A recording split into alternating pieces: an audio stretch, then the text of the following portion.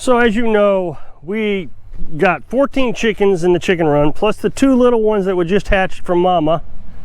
We had a broody hen, so that gives us 16 chickens down here. And then we just hatched 15 chickens in an incubator.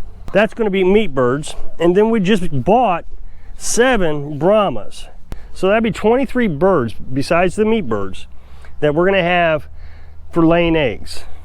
What we do with the eggs, whether we eat the eggs or we hatch the eggs for more meat birds, that's what our regular chicken stockpile is going to be, is 23 chickens plus the 15, which we'll have regularly, anywhere, I guess 15 to 22 chickens regularly just for meat birds.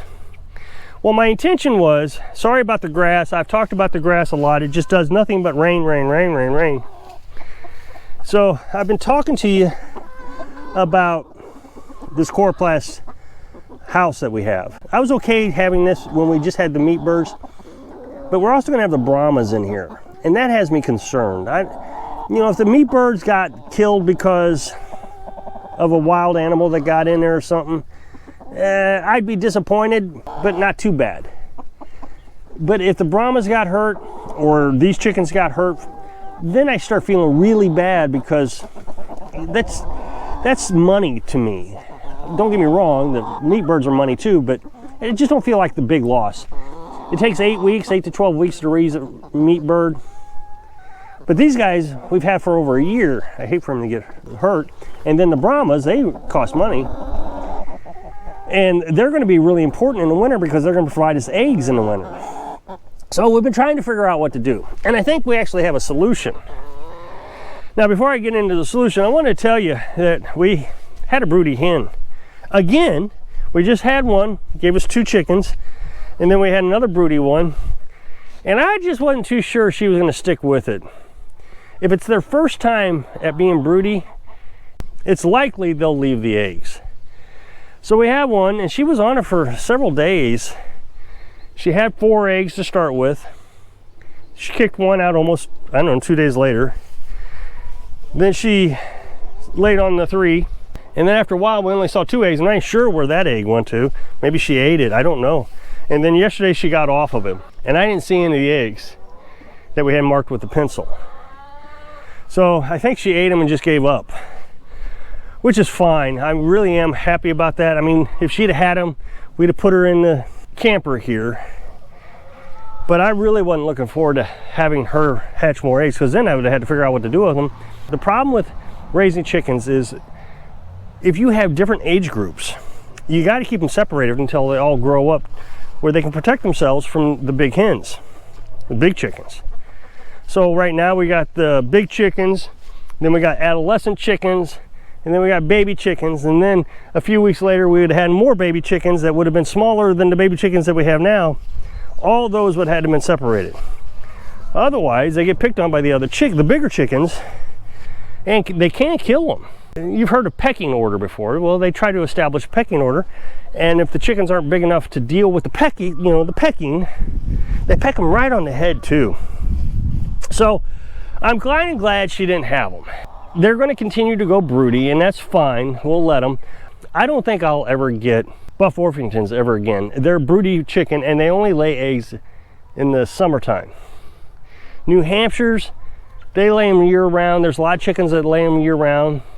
Or make sure that I got enough of one breed that breeds through the summer and another breed that breeds through the winter, which we have that. But I don't think I want Buff Orpingtons. One thing is they said they're very friendly. And quite honestly, the Buff Orpingtons are the least friendliest chickens that we have.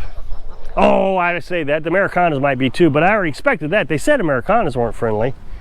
But with them supposed to be friendly, and they're not. And they don't lay eggs year round. They're just a lot... They were oversold to me. They're not what I expected. The Americanas, they only lay eggs during the summer, but they lay colored eggs. And there's something about the colored eggs that I think that I want to continue to do, at least on a small scale, at least, is you can sell colored eggs for more money because kids like colored eggs. There's blues and greens, and it's kind of neat. You open up the carton, you see, the brown eggs, the blues, and the green. It's kind of neat. So we've been trying to figure out how we're going to house the Brahmas. There's not enough room in this chicken coop for Brahmas. I mean, we got some more room. We probably could get 10 more birds in there, but the Brahmas are so big. They're huge chickens. I've said this before, but the Brahma male can get up to 12 pounds. Well, Frenchie's only 6 pounds. He's gonna be double the size. And we got 2 roosters. Then we got the 5 hens, and those are 10 pounds. It's just not big enough. Now, the nice thing about this chicken coop is we got the nesting box, or whatever you want to call this. This is where they lay their eggs, right here. You lift the lid and you can pick up the eggs. So all the chickens still can come in here. The Brahmas, all of them, they can all lay their eggs there. And they do. Not the Brahmas yet, of course. And then I have sticks in here, little grapevines. I don't know if you're going to be able to see it through this window, but there's grapevines, and that's where they roost at night. So we've been trying to figure out what to do to keep this cheap. I could build another one of these coops, but that was probably $200. And I just don't want to spend $200. There's got to be something else. Well, Carolyn was looking around on Facebook a while back, and she saw something that I think is going to work. We use the IBC tank to collect our water. So we pump water from the well into the IBC tank. It's 275 gallons. She saw on Facebook someone removed the cage, because it has a metal cage around this plastic bin of, it's just a plastic tank, and made that into the chicken coop. And then they took the metal cage and formed it in such a fashion that it made a nice little chicken run. Well, I don't need the cage at all. I got a nice chicken run I'm quite happy with. But the IBC tanks are always, you can find those used, and if you clean it out really good, they don't even need to be food grade. So we could use that as a chicken coop. So we'd stick it right here in this hole where the grass is all growing up, and it should fit just fine. I think it's going to fit. I measured the other one, it'll fit.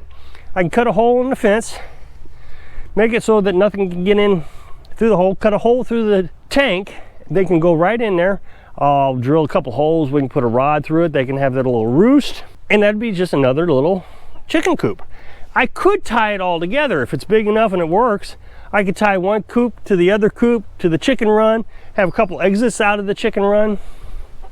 I'm really feeling good about this, because we just called a guy, contacted a guy on Facebook Marketplace, and he wants $50 for it, and he's only like 20 miles away.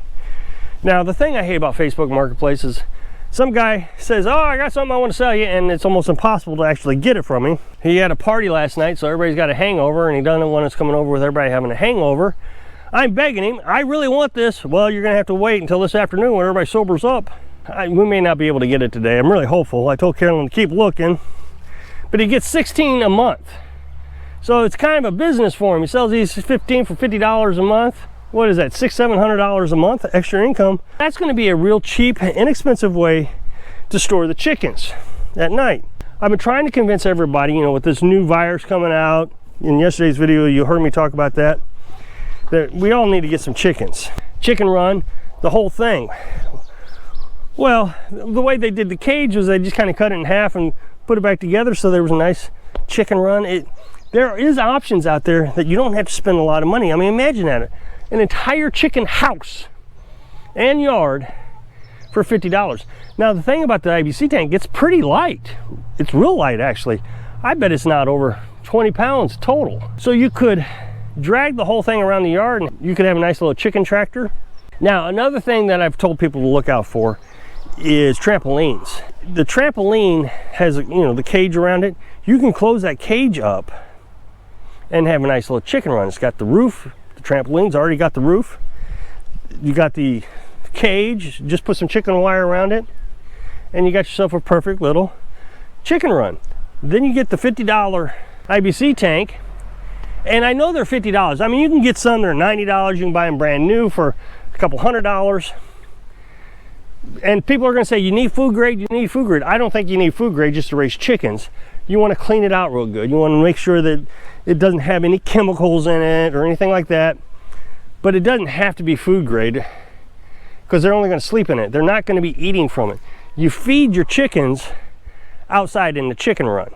I don't put the chicken food inside the chicken coop, because they end up spilling it. They go to the bathroom in it. I put it out in the chicken run. It's easy for me to get to. Keeps the chickens out while the females are in there laying their eggs. What happens, you get a bunch of chickens in there, they're laying their eggs, they start picking on the hen that's laying the eggs get broke. So just try to keep them out of there throughout the day. I think things are getting pretty serious. I think things are getting really bad. And I don't know how to convince people anymore that this is time.